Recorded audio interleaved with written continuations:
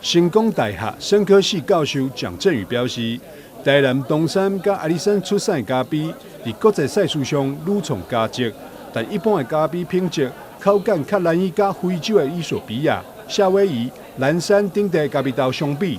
因此，成功大学生命科学系微生物团队就针对咖啡豆二次发酵技术进行研究。利用无共配方的酵母菌加乳酸菌，并以微生物科技导入，成功研发出具有水果香、花香的咖啡。咖啡呢，其实在台湾最大的问题就是好的很好，那其他的后端班呢，其实叫做高不成低不就。那但是我们台湾的生豆的价格非常非常的高。那你会说，奇怪，我们不是一天到晚在看什么阿里山咖啡啊、东山咖啡出国比赛，东西世界冠军啊？对啦，但是那是少数中的少数，那真的是 No.1 的。怎么样让咖啡可以把品质提高？今天做的呢，事实上是所谓的咖啡豆的2次发酵。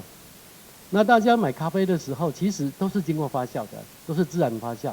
不管你是水洗的、日晒的、蜜处理的，通通都一定有经过。而且每个地方因为微生物的组成不一样，所以风味也是不一样。那也就是说，那每个地方它的特点，但是台湾的咖啡的 uniqueness 是什么？它的区别性是什么？所以我们今天呢做了一个大胆的尝试。生态微生物团队也是地震农农场为栽种、采收、甲发酵，为农民提供辅导。我们也有的农民在种植的时候，他就是比较盲目。那经过老师以后，我们整个是有系统性的。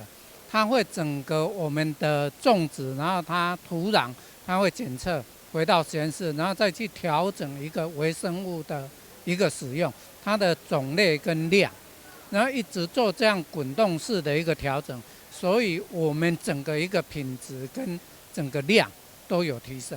团队主持人蒋振宇指出，团队到底研究较困难的二次发酵原因。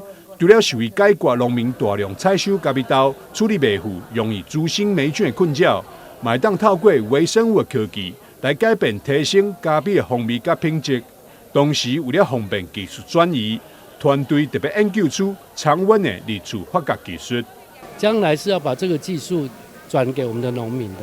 如果你需要很严苛的条件，成本就会提高啊。那所以我们现在做的基本上都是用。农民可以做，然后可以大量做的，所以我们用的是基本的桶，做一个小北买的桶子就可以做了。那最主要的就是我们的微生物的配方的差异而已。蒋振宇表示，新购发表只是抛砖引玉，明年还会结合咖啡综合营养管理，为先天来改变咖啡生豆的营养组成。同时建立先购发酵以及深度二次发酵系统甲流程，望会当提升台湾的咖啡竞争力。记者张世伟采访报道。